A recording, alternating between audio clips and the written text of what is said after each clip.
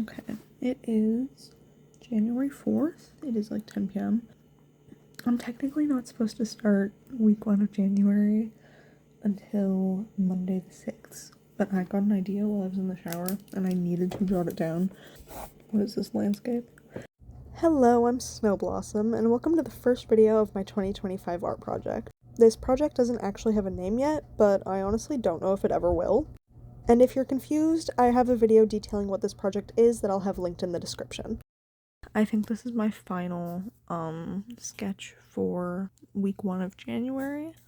I'm probably gonna start painting tomorrow. Hopefully I'm feeling better. I'm just in so much pain right now. But yeah, pretty much I kept the exact same idea here. I kind of just refined it more. I ended up flipping them to be mirrored images instead of like, see, now I don't know, actually. I feel like this makes it feel too much like this is a mirror and you're just looking at like this part of my room is dirty and then the other side's clean. So maybe I think I might flip it back. And I'm gonna use duller colors on this side and then kind of warmer colors here. This week's theme is resolution, stemming from January's theme, rebirth. With it being the first week of the new year, having resolution as the theme only felt right. As you watch me work through the process of doing this piece, I'm going to explain how I interpreted resolution and explain what this painting means to me.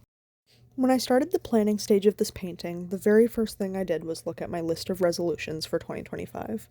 Read 1 book a month, do my art project, commit more to YouTube, get a VR headset, come to peace with my past, and clean my room.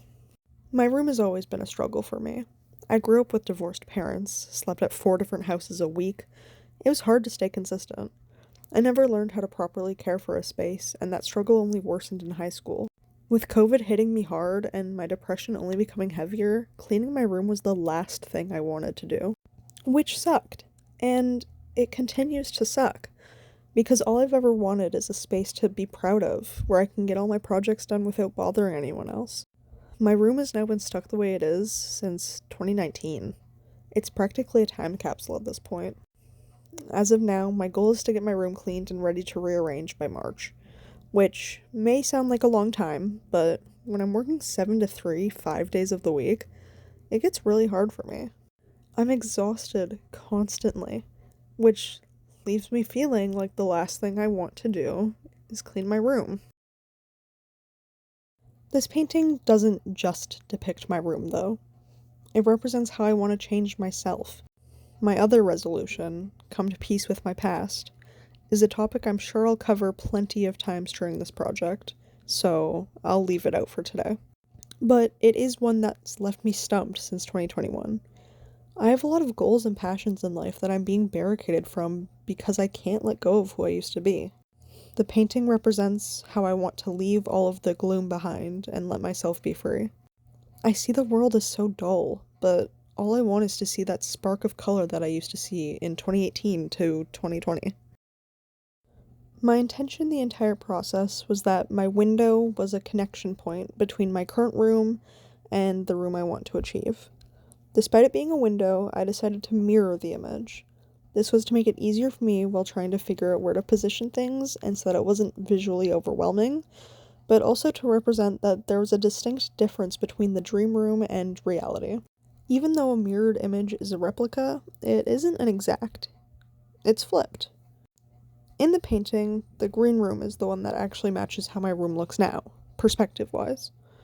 I did this intentionally because it shows that there's still something blocking me from achieving the room I want. And that's why the dream room doesn't exactly match reality. The dream room, too, of course, isn't exactly how I imagine my room looking once I have it finished. But again, for consistency in the piece and not having it be too cluttered, I thought it would be easier to just mirror my current room. And even though I finished this painting only a couple days ago, if I could go back and redo something about it, I think I would add a more whimsical aspect to the dream room to make it seem more dreamlike. I tried showing that in my digital version of the piece, my reference image, but unfortunately that's just not a skill that I have yet, which is pretty much why I'm doing this project in the first place. I didn't paint once during 2024, so I want to use this project to get the ball rolling again. I'm so afraid of losing a skill that is so important to me. So I'm really hoping that this project keeps that skill and that passion alive.